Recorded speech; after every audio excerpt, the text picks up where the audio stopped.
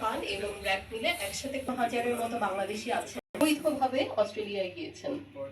তো অস্ট্রেলিয়ান দেশে যায় কেউ কেউ হয়তো ভাবে অবৈধ পথে গেলে আমার ফ্যামিলিকে আমি এই মেসেজটা পৌঁছে দেওয়া যে আপনারা সেফলি আমাদের 4টা অফিস রয়েছে, এটা হচ্ছে ঢাকায়, নারায়ণগঞ্জে, গাজীপুরে।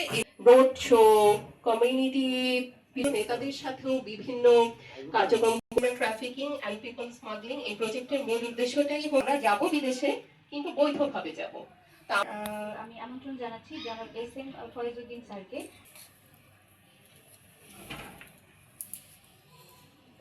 আমাদের যারা আজকের এই অনুষ্ঠানের আয়োজক ব্র্যাকের প্রতিনিধিবৃন্দ, একই সাথে আমাদের বিভিন্ন সরকারি দপ্তরের কর্মকর্তাবৃন্দ এবং বিভিন্ন ইউনিয়ন পরিষদ, অন্তত বাংলাদেশের মতো যারা নিম্ন মধ্যবিত্ত আয় বা মধ্যবিত্ত আয়ের দেশ আছি, তাদের জন্য এটা বড় সমস্যা। তো এখানে আরেকটা বড় সমস্যা হলো, একটা হলো আমাদের আর্থিক অবস্থা, দ্বিতীয় হলো আমাদের অজ্ঞতা। আর আমরা খুব শর্টকাটও প্রসেসরও পছন্দ করি। আমরা এমন একটা জাতি যারা হলো শর্টকাটে হলো বড় লোক হতে চাই। এটা কোথাও কোট করা দরকার নেই, কিন্তু এটা বাস্তবতা।